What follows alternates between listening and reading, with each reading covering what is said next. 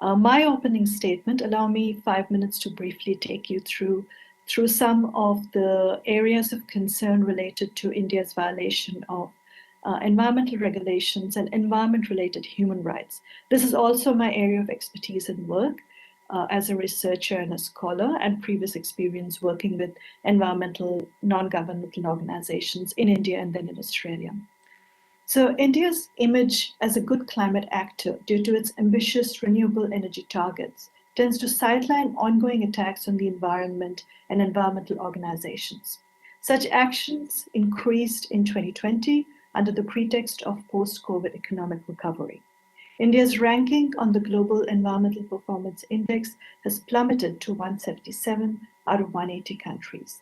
The Environmental Justice Atlas, a global map of land and environmental conflicts, shows that India has the world's highest environmental conflicts, indicating considerable social unrest over access to resources and land that ultimately has a bearing on the quality of India's democratic functioning. And I make this opening statement in the interest of presenting to the committee the concerns that Australia should take into account, because it is committed to building a democratic values-based relationship with India. I will briefly summarize 4 areas of concern, which I've also submitted in my submission to the committee. The first is the dilution of environmental regulations. In 2020, the Indian government proposed sweeping changes to the Environment Impact Assessment, which is the environmental regulatory framework. It proposed reducing public participation, exempting projects from rigorous appraisals, as well as legalizing other projects that were operating without environmental approval. The 2020 draft Environmental Impact Assessment notification is out of sync with international law. It violates the basic tenets of public participation in impact assessment for private projects. The second area of concern is weakening land and forest rights and violating consent of India's indigenous people. The Forest Rights Act 2006 was passed by the Indian Parliament to redress historic injustices towards India's indigenous Adivasi people and their access to forest land, and to overhaul the colonial legacy of dispossession of Adivasi people. Also, for the first time since India's independence, the Land Acquisition, Rehabilitation and Resettlement Act 2013 gave Adivasi and peasant communities who had faced the brunt of dispossession by India's economic development a say in how the state should deal with their lands. However, both laws have been diluted and violated under the current Narendra Modi government, in national government, especially provisions surrounding public consultation and consent for mining projects from Adivasi communities, and through exempting certain projects from requiring forest clearance. There has been a delay and a withholding of forest rights to nearly 5.3 million Adivasi indigenous families. The third area of concern is targeting environmental defenders. In 2014, soon after the Narendra Modi government came into power nationally, it cancelled the registration of 9,000 non-governmental organizations in India that received foreign funding on the pretext that they did not comply with India's tax codes. Grassroots people's movements, as well as international environmental groups, were equally deemed a risk to India's national development, economic development, due to their opposition to industrial projects. Greenpeace India was silenced for its campaign against coal mining. Draconian laws have been used to curb movements and organizations. Recently, in 2020, the International Youth Climate Group Fridays for Future was booked under the draconian Unlawful Activities Prevention Act, which is India's anti-terror law, for its advocacy surrounding the draft Environmental Impact Assessment notification. The Indian government has cracked down on the India's farmers' protests last year and this year through a range of strong-arm tactics, and journalists and environmental activists supporting the farmers' protests have also been targeted. The fourth is the special favors for a few corporations. The weakening of rights and regulations has benefited private corporations. It is widely regarded that the special favors, special relations of the Adani Group and a handful of other business conglomerations with the ruling party have broken earlier bounds of what passed as acceptable crony capitalism in India.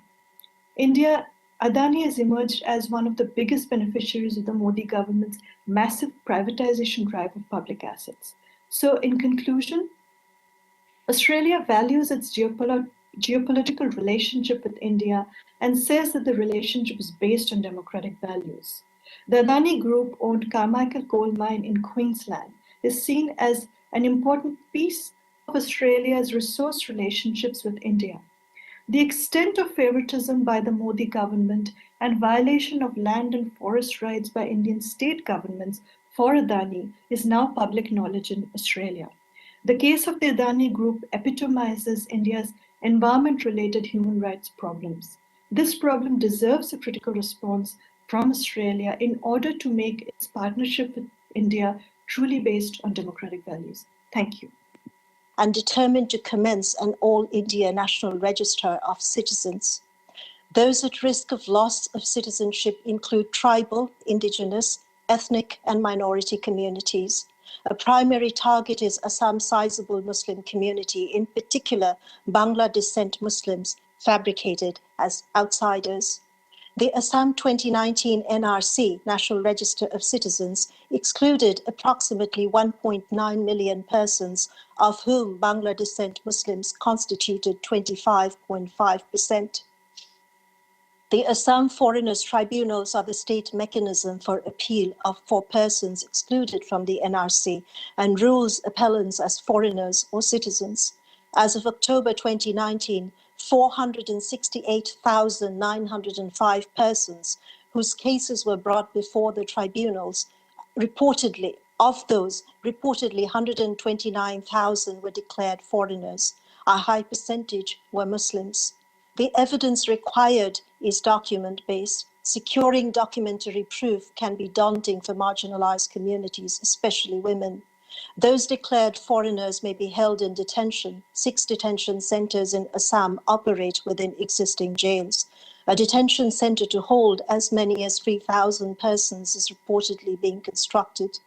Between July 2015 and October 2020, between 38 and 42 persons committed suicide in Assam in apparent connection with the revocation of their own or a relative's citizenship rights. 20 of these persons were of Muslim descent, 6 of whom were women. Bangla descent Muslims who are unable to prove their citizenship or whose documentary evidence is rejected may lose their citizenship and face expulsion, exile, and statelessness, and the loss of their agency over life itself. Dissenting student activists, public intellectuals, civil society advocates, media persons, lawyers, scholars, teachers, women, minorities, and allies are deemed anti-national. Many are detained, imprisoned on reportedly specious charges. Stan Swami, a Jesuit priest, tribal rights advocate, was arrested in October 2020 and jailed under the Unlawful Activities Prevention Act. 84 years of age, living with Parkinson's, he was denied bail and died of cardiac arrest in prison in July 2021. The government of India's militarized rule and colonial relations to Kashmir are fostered through impunity laws, atrocities, suppression, lockdowns, and political, religious, and legal and academic unfreedoms. The state removed certain legal barriers to permanent residency for non-Kashmiris to politically reconstitute Muslim-majority Kashmir's demographics and render Muslims a minority. Kashmiris live in contexts akin to collective internment. What does this convey to civil society in Kashmir? You have seen images of the catastrophe of COVID-19 in the pandemic in India. You are witness to the enormity of the issues and the lack of accountability of the Indian government to its people. In conclusion, the BJP's politics and policies validate the majoritarian conviction that Hindus must remain ascendant in India. Aided by millions of grassroots Hindu nationalists, the state's actions are exacerbating already unequal relations of power between the majority and minority. Gendered, Islamophobic, and racialized, its impact on Christians, Muslims, Sikhs, Adivasis, Dalits, and other caste-oppressed groups and LGBTIQA communities and their allies is staggering. I want to ask this committee, do you recognize this India? Will the international community acquiesce to this illiberal new order? While bilateral cooperation focuses on issues of security and terrorism, as does regional cooperation, you must also urgently, concomitantly prioritize accountability. The reach of state power over minority and vulnerable lives in India today has commenced an unabating state of emergency. The government has exceeded its authority. The rule of law is repeatedly subverted through authoritarian arbitrariness in the name of national well-being, spurring immense social and political violence. I thank you for giving me this opportunity. For your evidence about the massive, problems with human rights in our region, and particularly China as an oppressive state, but also how, in terms of us working with India, we've got to be aware that they're a long way from having a perfect human rights record as well. I want to go back to the issue that this inquiry is about, and so that's our regional architecture, and particularly the Quad. And, Mr. Goodman, you talked about us needing to use the Quad as being, working through Five Eyes in the Quad. But there's the issue that with India as part of the Quad, the problems as have been outlined this morning by Dr. Chatterjee and Dr. Talukdar in terms of democracy and attacks on democratic rights in India as well. So my question actually is to Dr. Chatterjee or Talukdar in terms of Australia having been part of setting up the Quad to react and to respond and to be taking action in China. How do you see that we should be working with India as part of the Quad in order to be not just then turning a blind eye and being complicit to human rights abuses in India through doing that? I mean, do you accept that the Quad is a useful tool for us to be tackling China, but at the same time, how do we make sure that we're then not complicit in human rights abuses in India? Thanks, Senator Rice, for the question.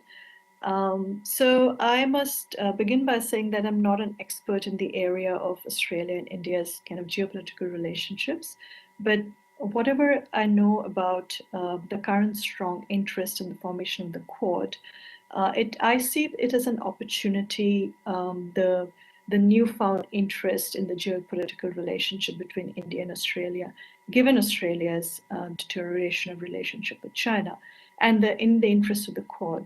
I see it as an opportunity for Australia to be able to call out on the lapses in democracy in India, because Australia has forever maintained that its relationships with its neighbors, and particularly with India, is based on democratic values. And it sees India as an emerging democratic superpower, and sees the compatibility with India based on its democratic values. So it is in Australia's interest and the interest of the relationships it's forging through the Quad to be able to, while building trade relationships with India, be able to talk about and kind of bring to notice the lapses in democracy in India. And I must point out here, and I commend the statements from Hong Kong Watch and Ted Hui, and it just speaks to the kinds of challenges that civil society has to be able to talk about or act to maintain the space of democracy in the setup of Hong Kong. But I must point out that Australia has been pointing out to human rights violations in Hong Kong, whereas it has in a way turned a blind eye to human rights violations, draconian laws, crackdown on civil society in India. And it perhaps does not stand to the interest of Australia and India's long-term relationships, specifically when Australia says it's based on democratic values. So yes, I would say that it's a good opportunity for Australia to be also raising the issue of lapses of democracy in India while it strengthens its relationships with India. Thank you.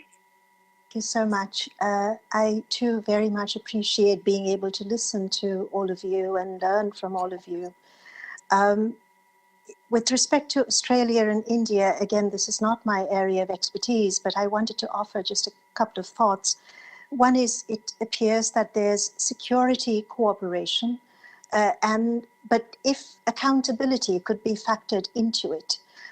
For example, I know that there are people traveling to Australia, they are asked to declare, have they been part of certain organizations, for example, or not, right? However, since we know that the Indian armed forces, for example, have also been perpetrators of violence against, for example, Kashmiri civilians, or those against Adivasi communities in central India, should there be checks and balances imposed that perpetrators, any perpetrator, is disallowed to travel, or there are certain questions asked in terms of what are sort of the areas where accountability mechanisms need to be reinforced. I think cooperating Australia and India with respect to democracy and with respect to regional stability, if India's own institutions are further damaged, that cooperation is no longer within sort of the structure of democratic governance, right? It's not. I'm not sure on what basis Australia would draw on India, especially, for example, as you pointed out, it is to counter China, but part of that countering is to ask for democracy. And if Australia continues to engage India without raising questions and without creating conditionalities, that democratic governance be respected, institutionalized, maintained, we're talking well beyond sort of the revocation of one law somewhere. We're talking about dozens and dozens of people in jail. We're talking about enforced disappearances. We're talking about unknown and mass graves. We're talking about communities under threat. We're talking about sexualized violence. We're talking about people being in detention long after, in violation of habeas corpus, sometimes for years and years at a stretch. We're talking about the judiciary becoming culpable. We're talking about students who cannot protest. We're talking about the brutalities that we see, wherein, for example, in India, other institutions that perpetrate brutalities are held to account. However, Hindu right organizations are not. And they have been culpable in almost every mass violence that is religion-based since 1947. So I think these, in the interest of democracy, in the interest of a world that values freedom, I think these are questions to raise. And I think in India, many of us that are from India, many of us that speak up, live with consequences. I can't go home too often, for example, because of threat. For my own work in Kashmir, I have been, I live with sedition charges, for example. And I'm able to live in the United States. I live with a certain amount of privilege, but there are communities in India, whether these are communities in Kashmir or whether they are in central India, whether they are in Assam, who do not have the privilege that I do, who live in with a tremendous amount of fear. And I think so it's well beyond sort of, should we raise this or can we overlook it?